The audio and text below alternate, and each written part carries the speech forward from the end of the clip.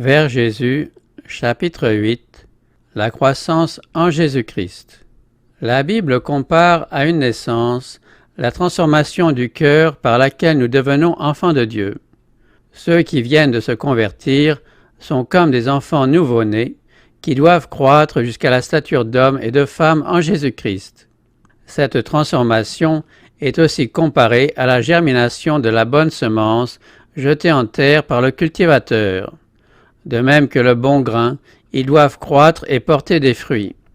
Le prophète Ésaïe dit qu'ils seront appelés des térébins de la justice, une plantation de l'Éternel pour servir à sa gloire. Ces illustrations, tirées de la nature, ont pour but de nous aider à mieux saisir les vérités mystérieuses de la vie spirituelle. Toute la sagesse et tout le génie de l'homme sont impuissants à créer la vie. C'est seulement par la vie que le Créateur leur donne que les plantes et les animaux subsistent. De même aussi, c'est uniquement par l'Esprit de Dieu que la vie nouvelle est engendrée dans le cœur des hommes. À moins d'être né d'en haut, nul ne peut participer à la vie que Jésus-Christ est venu donner. Il en est de la croissance comme de la vie. C'est Dieu qui change le bouton et la fleur en fruit. C'est par sa puissance que la semence se développe et qu'elle produit d'abord l'herbe, puis l'épi, puis le grain tout formé dans l'épi.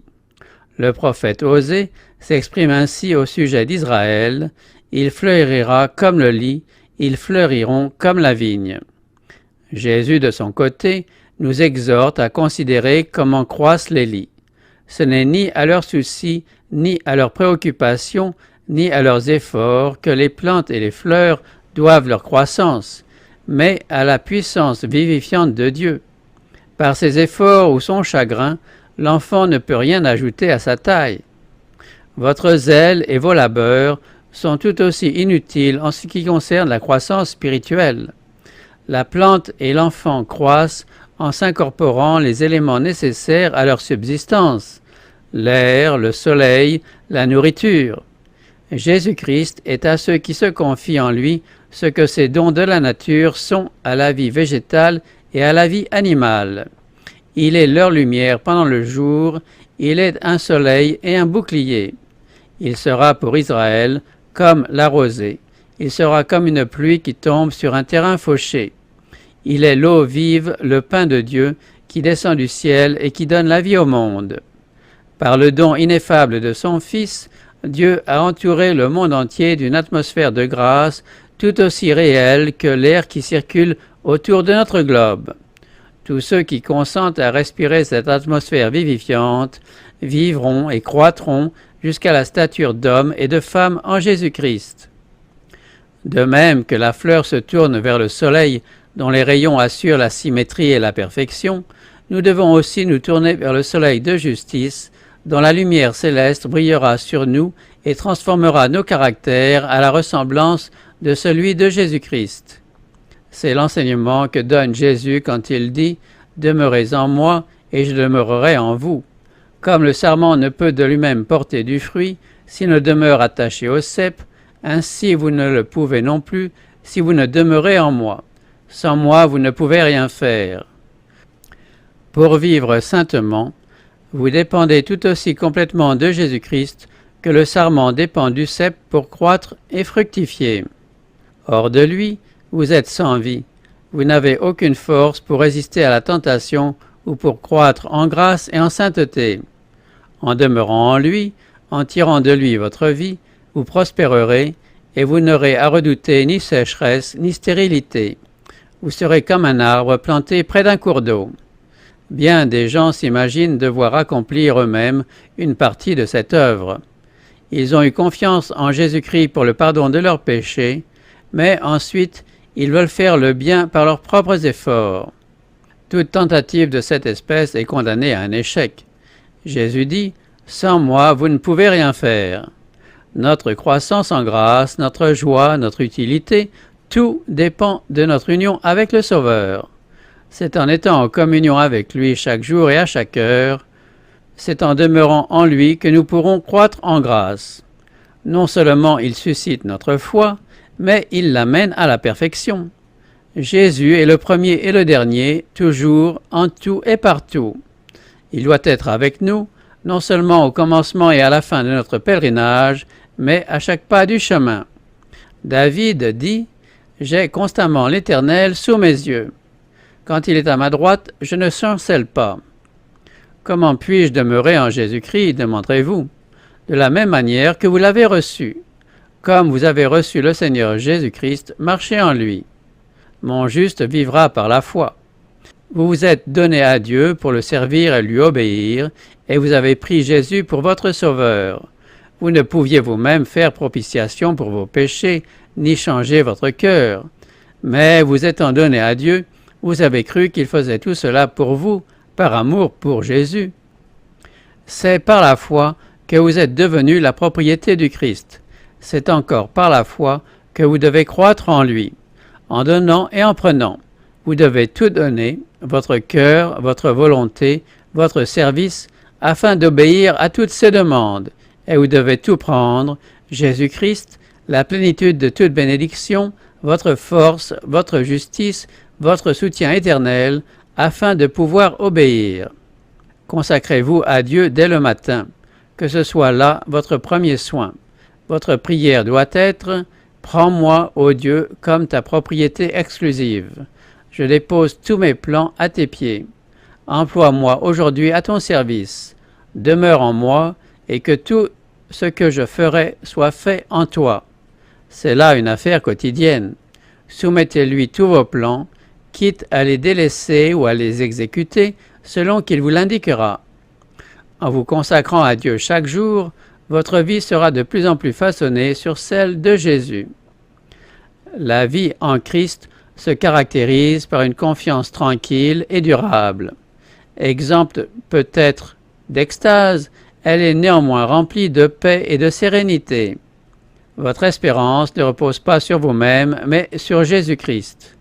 Votre faiblesse est unie à sa force, votre ignorance à sa sagesse, votre fragilité à sa puissance. Ne regardez donc pas à vous-même, ne contemplez pas votre personne, mais le Sauveur. Que vos pensées s'arrêtent sur son amour, sur la beauté et la perfection de son caractère. Jésus dans son renoncement, Jésus dans son humiliation, Jésus dans sa pureté et sa sainteté, Jésus dans son amour incomparable, tel est le thème qui doit faire l'objet de votre méditation. C'est en aimant le Christ, en l'imitant, en vous reposant entièrement sur lui, que vous serez transformés à sa ressemblance. Le Sauveur nous dit « Demeurez en moi ». Ces paroles expriment l'idée de repos, de stabilité, de confiance. Jésus nous adresse aussi cette invitation « Venez à moi et je vous donnerai du repos ». Le psalmiste exprime la même pensée « Garde le silence devant l'Éternel et espère en lui ». Et Ésaïe nous donne cette assurance « C'est dans la tranquillité et le repos que sera votre salut ». Ce repos n'est pas l'inaction. Dans les paroles du Sauveur, la promesse du repos est jointe à l'invitation au travail.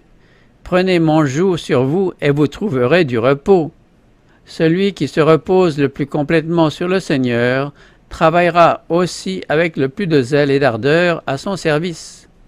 Quand votre esprit s'arrête sur le moi, il se détourne de Jésus, la source de toute force et de toute vie. De là, l'effort constant de Satan pour détourner vos regards du Sauveur et vous priver ainsi de sa communion. Il s'efforcera de vous distraire de l'objet de votre contemplation par les plaisirs du monde, par les soucis, les soins et les tristesses de la vie, par les fautes d'autrui ou même par vos propres fautes et imperfections. Ne vous laissez donc pas prendre à ces pièges. Plusieurs personnes réellement consciencieuses et désireuses de vivre pour Dieu sont trop souvent amenées par l'ennemi à s'arrêter sur leurs fautes et leurs faiblesses. En les séparant ainsi du Christ, il espère remporter la victoire. Ne faisons pas du moi le centre de nos pensées et ne nous laissons pas envahir par des craintes au sujet de notre salut. Tout cela nous détourne de la source de notre force. Remettez à Dieu la garde de votre âme et placez en lui votre confiance. Parlez de Jésus, faites-en le thème de vos méditations, que le moi se perde en lui. Bannissez les doutes, abandonnez vos craintes. Dites avec l'apôtre Paul, « Si je vis, ce n'est plus moi qui vis, c'est Christ qui vit en moi. Si je vis maintenant dans la chair, je vis dans la foi au Fils de Dieu, qui m'a aimé et qui s'est livré lui-même pour moi. Reposez-vous en Dieu, il est à même de garder le dépôt que vous lui avez confié. Si vous voulez vous remettre entre ses mains, il vous rendra plus que vainqueur par celui qui vous a aimé. » Quand Jésus-Christ revêtit la nature humaine, il se lia à l'humanité par des liens qu'aucune puissance, sauf la volonté de l'homme lui-même, ne peut rompre. Nous induire à briser ces liens, nous porter à nous séparer volontairement de Jésus, sera le but constant des séductions de Satan. C'est sur ce point que nous avons besoin de veiller, de combattre, de prier, afin que rien ne nous amène à choisir un autre maître, ce que nous sommes toujours libres de faire. Si nous avons les yeux constamment fixés sur Jésus, il nous gardera. En regardant à lui, nous sommes en sûreté. Rien ne peut nous arracher de sa main. En le contemplant sans cesse, nous sommes transformés en la même image, de gloire en gloire, par le Seigneur l'Esprit. C'est ainsi que les premiers disciples parvinrent à la ressemblance du Sauveur. Quand ils entendirent ces paroles, ils sentirent qu'ils avaient besoin de lui. Ils le cherchèrent, le trouvèrent et le suivirent. Ils vécurent avec lui à la maison, à table, dans les champs, comme des élèves avec leur maître, recevant chaque jour les vérités qui tombaient de ses lèvres. Comme des serviteurs, ils attendaient ses ordres. Les disciples étaient des hommes de la même nature que nous. Comme nous, ils devaient lutter contre le péché et avaient besoin de la grâce divine pour suivre le sentier de la sainteté. Jean lui-même, le disciple bien-aimé, en qui l'image du Sauveur se trouve le plus parfaitement reproduite, ne possédait pas naturellement de dispositions particulières. Non seulement il était impérieux et ambitieux, mais encore impétueux et irritable sous l'offense. Toutefois, à mesure que le caractère divin se révéla à lui, il eut conscience de ses imperfections et en fut humilié. La force et la patience, la puissance et la tendresse, la majesté et la douceur qu'il contemplait dans la vie quotidienne du Fils de Dieu remplissaient son cœur d'admiration et d'amour. Jour après jour, son âme était attirée vers lui et le moi absorbé par l'amour de son maître. Son caractère susceptible et ambitieux céda à la puissance de Jésus. Son cœur fut changé par l'influence régénératrice du Saint-Esprit. L'amour du Sauveur transforma son caractère. C'est là le résultat certain de l'union avec Jésus. Il renouvelle tout l'être de celui dans le cœur duquel il habite. Son esprit et son amour touchent le cœur, subjuguent l'âme et élèvent les pensées et les désirs vers le Dieu du ciel. Après l'ascension du Christ, ses disciples conservèrent le sentiment de sa présence. C'était une présence personnelle, pleine d'amour et de lumière. Le doux maître qui avait marché, conversé et prié avec eux, qui avait adressé à leur cœur des paroles de consolation et d'espérance, avait été enlevé du milieu d'eux pour s'en aller au ciel. Pendant que son message de paix était encore sur ses lèvres et que les accents de sa voix frappaient encore leurs oreilles, « Voici, je suis avec vous tous les jours jusqu'à la fin du monde », il avait été accueilli par une nuée d'anges et était monté au ciel revêtu de notre humanité. Les disciples savaient que devant le trône de Dieu, il était toujours leur ami et leur sauveur. Ils savaient que sa sympathie n'avait pas varié et qu'il s'identifiait toujours avec l'humanité souffrante. En montrant ses mains et ses pieds percés devant son Père, Jésus rappelait à quel prix il les avait rachetés. Les disciples savaient qu'il était monté au ciel pour leur préparer des places et qu'il reviendrait les prendre avec lui. Ils se réunirent après l'ascension, impatients de présenter au Père leur requête au nom de Jésus.